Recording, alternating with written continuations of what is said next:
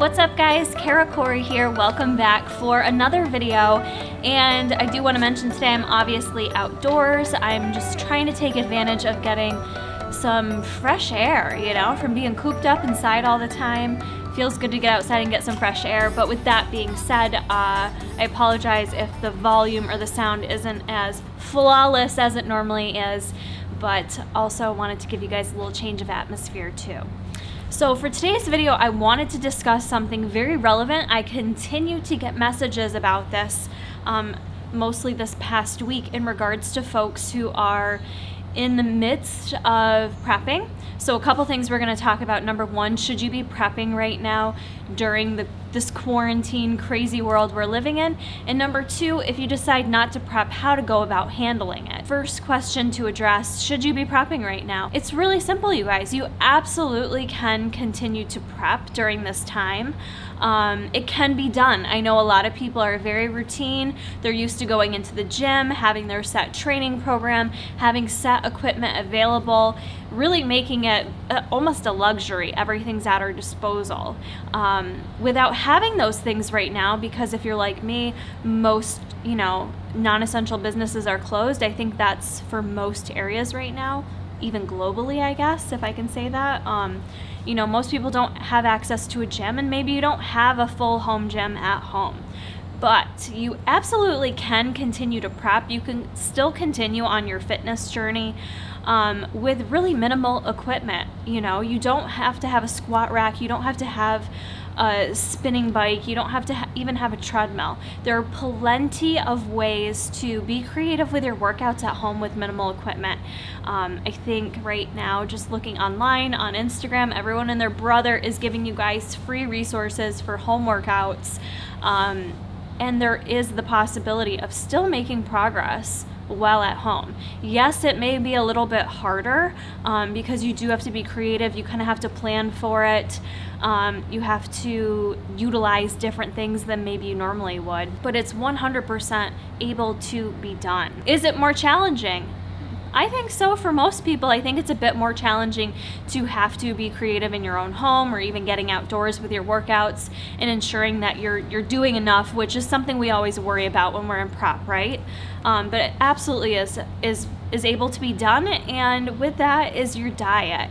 And that's kind of the bigger, you know, for most of us when we're in a bodybuilding prep, at least I'm gonna speak for Bikini, usually when you're entering a prep, the goal is to maintain your muscle, right? But you're usually not gonna put on a lot of muscle mass while you're in a prep. You're usually going into a caloric deficit. You're usually just trying to get as lean as possible to have the desired figure when you're on stage. And quite honestly, you guys, the majority of that comes from your diet. Your diet being on point, your diet modifying it and being on top of making sure that you guys are doing everything you need to. You have a lot of control when it comes to your diet. And I don't think, yes, with things going on right now, maybe your access to food is a bit more limited, but really that shouldn't deter you from being able to continue your prep. And if your diet is spot on, then that's honestly the bulk of it when it comes to getting lean. So I myself, as a coach, I've had a couple of instances with clients where some are continuing to prep right now. Others, due to their shows canceling, have decided not to prep. So that's kind of the other lingering issue we have right now, is that a lot of shows are being canceled, right? So maybe you can continue with your diet, maybe you're being creative with your workouts, but how the heck are you to even compete? When are you gonna be able to compete with all these shows being canceled? Here's what I'll say to you is, I think time will tell. I think, you know, as time goes on, we don't know when this is going to end, when things are going to stop being canceled. Maybe all of 2020 will be canceled. We don't know. One thing in particular I did want to mention, though, is that one organization, AmbiF, they are a natural organization. So Mark actually did a full video on this, but I wanted to mention, I think it's really cool that AmbiF is actually doing a competition still, but they're doing it online. I don't know if they're doing one or more than that, but they're actually doing a whole online type competition deal where you send in your physique, essentially, probably in your mandatory poses, holding a newspaper, ensuring that the date is accurate. So kudos to them for being super creative and thinking outside of the box to help give folks kind of that goal to still go after, you know? So that's one avenue you guys could look into. I think as time goes on, we may see more organizations be more creative with how we can go about still participating in sports and things like bodybuilding. But at the end of the day, here's the thing. You have a couple of options. Number one, you can continue to prep with the uncertainty of knowing when you can actually get on stage. That can be quite a challenge for some people. There's some of us who just need to know that timeline. We need to know the date. We need to know when it's going to happen to hold ourselves accountable. And then for others, some folks are okay with just working towards the goal. And I know there's several people who are still working really hard with kind of not knowing when that show date is in mind. Emily Duncan, who I follow on Instagram, she was ready to compete, and she's still kind of hanging in there and working hard with that uncertainty of when you're going to prep. So you have two options here, to either keep going or to decide that maybe you're going to switch into a maintenance or a reverse diet until we have some more answers with the way the world is. I want you guys to know that it isn't a time to play victim when it comes to competing. There's so many bigger issues going on right now that the fact you can't step on stage is really like low-hanging fruit in the grand scheme of the world and what we're dealing with. You know, competing is a luxury. There's a lot of shit that is a luxury that we can't do right now.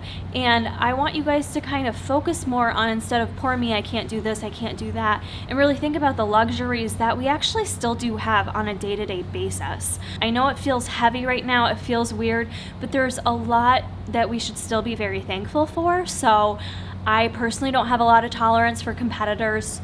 It's not that I don't have any kind of empathy towards it, but at the same time, there could be way worse things going on. There's bigger issues in the world. So really think about what your mindset is going to be right now. Either move forward with it or don't, and kind of shift gears towards what your new goal is, because there's no reason you can't still set goals during this point in time. I myself am still working on building up my shoulder strength from my injury months and months ago. I'm still finding limitations and weaknesses, but I'm also still finding that I'm building my strength and I'm improving in certain areas. So I'm kind of honing in and just kind of shifting to focus more on those types of things. So maybe you decide not to compete right now. How to make that transition. This is really challenging, you guys. I've had quite a few of you reach out to me who were in a prep and your show was canceled and you were about to compete, the show was canceled, and now you're just kind of lost, right? The same ability to have those post-competition blues, depression, issues with binge eating, all of that is still very real, even if you didn't step on stage. So don't feel bad if you're struggling with that, even though you didn't compete. Your body, physically and mentally, you went through the process, okay? Even if you didn't get on stage, you still went through that process of a caloric restriction, of putting in that hard work day in and day out, of limiting what foods you were eating, of pushing yourself to exhaustion. So you are still prone to the post-show blues and binge eating, which is specifically what a few individuals reached out to me about, saying they were really struggling with feeling depressed, they didn't get to compete, now they're binge eating, gaining a lot of weight, they don't have access to the equipment that they normally have access to in order to kind of balance out this situation. Here's what I'm going to tell you, you guys. Because your body still went through it, a proper reverse diet would be ideal. It would be ideal for you to still go through that reverse diet process, slowly backing off of your cardio, slowly adding back in your calories. But understood, we are in a weird place in the world right now where monitoring every bite of food we eat and every calorie we burn isn't necessarily the goal. It's not necessarily top priority, right? Like, there are people dying right now every single day. There are people getting sick every day. There are major life changes happening. People are losing their jobs. People are scared of being able to pay their bills. There's a lot of crazy stuff going on right now. So it's understood that following a reverse diet may not be easy either. So I don't expect that of you to do it perfectly. I myself never did a reverse diet perfectly, and I didn't have to reverse diet during the weight of the world that we have on our backs right now. What I will say is get yourself to a point of trying to be gentle with yourself. It's a lot to take in that you weren't able to compete. It sucks. It's gonna make you depressed, and it's okay to feel that way. I'm not saying you're not gonna feel that way, but you really have to do some mental shifts to focus more on the good than the bad right now, because it's really, really easy to get into that victim mentality. And when we feel like that and we're angry and we're upset and we don't know how to channel our feelings, that's what can lend itself to binge eating. So find different ways to kind of channel your emotions right now. Even if you're pissed off, maybe take it to a journal. Maybe you're someone who's like, I'm not into journaling, that's not my thing. Okay, but at least try it once and see how you feel with getting those emotions out on paper, starting your day with a little bit of gratitude, and instead of focusing on feeling uncomfortable in your body or that you gained weight or that you couldn't compete, okay, focus on what's good in your life right now. And quite honestly, you guys, it's about health. I can't stress that as enough. As someone who's done the extremes before, I feel very level-headed right now, and it's truly a passion of mine to find the balance of having goals, but focusing more on your health. What's the worst that happens right now? You gain a few pounds, your body composition changes, so what? Honestly, so what? Your clothes don't fit as well, maybe your self-esteem takes a little hit. I think we're all kind of dealing with some of those emotions. At the end of the day, what matters is that you're healthy, you're safe, you know, do you have a roof over your head? Do you have people in your life that love you? Really kind of try to get grounded with reality and what truly matters in the grand scheme of things. And I'm not saying don't have goals. I'm not saying don't focus on competing. I'm just saying really try to think about what matters in our lives right now. If you are struggling with binging, there are still services available if you need to speak with someone. I know a lot of doctors, psychologists, psychiatrists are doing more telehealth right now. So don't cross that off the list that it's not an available option. If you are truly struggling with binging and you feel like you can't stop, then reach out to someone for help. And I know kind of in some of my interactions with you guys that were struggling, you wanted me to just give you an answer. A couple people I was trying to have a dialogue with, and the response to me was, okay, but how do I stop binging? I'm here to tell you I can't just give you a one-liner, simple answer that's gonna help you to stop binging, because it is a serious issue. It impacts people more than others on a different level. So there's a lot of questions and kind of back and forth of assessing your situation that need to occur to really help get you out of this. I would suggest you reach out for help if it continues. Even just talking to someone, informing a loved one that you're struggling sometimes can go a long way so that they can help you. If you can't afford treatment right now, or maybe you don't think you need treatment, even looking online for resources that are available to kind of help you through this. You guys, I also do have a lot of videos from when I competed and I got my pro card. This is going back a bit, 2016, but I struggled a lot with binge eating after that show. I felt lost after I had achieved that goal, which made me feel even more confused, because I'm like, I'm a pro now and I achieved this goal. I should be able to act like a pro and I shouldn't be having these issues. So I was putting this pressure on myself, this kind of type A perfectionist pressure that I couldn't live up to. And quite honestly, the more I put that pressure on myself to restart every single day and be perfect the next day, the more it continued to make me struggle. So you guys can watch those videos.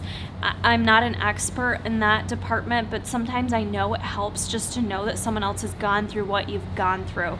And as difficult as it was for me to kind of share a little bit, I didn't share it all with you, but to share a little bit of that on this channel, I know can help some of you just to not feel alone. And sometimes that in itself can go a long way. I know when I even just opened up to Jason and shared with him that I was struggling, it felt like a weight off my shoulder. It didn't fix things, but it felt like a huge weight off my shoulder. It almost felt like this big secret that I was like creating and living in and only I knew about. And that doesn't feel good, regardless of what it is. So just being open and sharing that with my husband went a long way for me.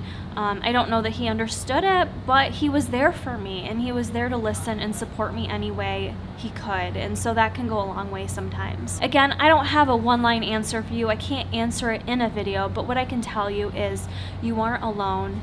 And I don't want you to feel bad or shameful that you're struggling even though you didn't compete. I can see where those feelings could be that much more intensified, thinking, well, I didn't even compete and now I'm struggling and this whole thing was a waste and where did my stage ready body go, and all those thoughts and feelings.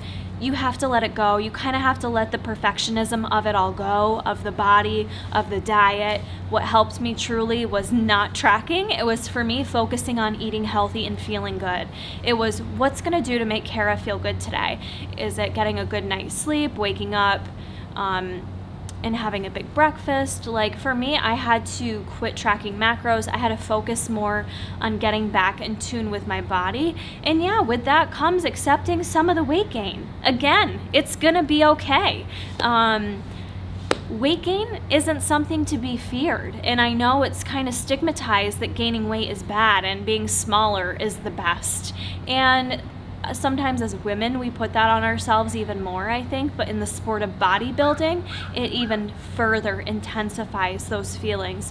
And so I urge you to kind of remove the extreme out of your life. If you're struggling, stop the diet immediately, stop trying to prep, stop trying to diet, and focus more on healthy behaviors, and focus as well on things that make you feel good outside of eating food. You know, what makes you feel good? Like what just brings you happiness and joy? You know, for me, I think about things with just like playing with my dog, or going for a walk with my husband and my dog, or, you know, listening to my favorite music and dancing around like a fool. Like think about things like that that you can channel and kind of get to when you're in a place where you need that boost. And try to find other ways to get that boost, that endorphin boost, feeling good without going to food for it. And I know I'm kind of making it sound very simple. It takes a lot of work to get there, but the more you start doing it, the better it'll get. And just remember to eliminate that perfectionism portion out of your life. There's no perfect. It doesn't have to be black or white. It doesn't have to be, oh, you ate more than you should have at breakfast, now you screwed up the day and you'll start over tomorrow. You have to get rid of that all or nothing mindset, and it's gonna be challenging, but you can do it. And I encourage you to focus more on that piece of things right now than prepping if you're struggling with that. I've honestly had those reach out to me before who they were about to compete and they were struggling with binging and didn't know what to do. And I tell them, don't compete, quit right now. Don't compete. You need to focus on improving this relationship with food, and it's not going to get any easier after the follow through of competing. It gets harder. It's harder after you compete and you don't have that goal anymore. So if you're struggling now and you haven't competed, I urge you not to. So I know this discussion was a little bit of both things, you know, should you prep or not, and how to handle the binging side of things. I just wanted to touch base on it because this is a very challenging time, especially if you were someone aiming to compete in 2020. There's a lot of unknowns, so you need to ask yourself if you're mentally in a spot where you're okay with proceeding forward and not letting it bog you down, or if maybe you should focus on some other goals and plan to compete in the future when things are a little more clear for all of us what we can expect. And then also, if you guys want to check out that AmbiF show, I think that's a really cool option, and kudos to them, and I hope to see other organizations maybe offer similar things in the future. I think we are going to see a shift in the world where, even though we were so virtual anyways, I think we're going to see a lot of changes with everything that's going on. The world is forever changed, you guys. So that's my little spiel for you today. I hope you guys enjoyed this, found something helpful from it. If you have questions below, feel free to ask. I want to remind you that there is not one set answer if you're binging. I get that a lot. What do you do? Hopefully this video was a little bit of a stepping stone for you to get started in the right direction, but please reach out for help if needed. Reach out to someone, a doctor, a dietitian, a psychiatrist. Reach out to someone and let them know you're struggling. And we're here for you in the comments below. This is a community here at Karakori Fit Life, so we're here to help each other as much as we can. Hope you all are staying happy and healthy, keeping your mind active, and trying to take a positive spin on this crazy world right now. I will see you guys in the next one. Be sure to hit the like button, subscribe, all the things. Do all the things before you head on out of here, and I'll see you later. Bye.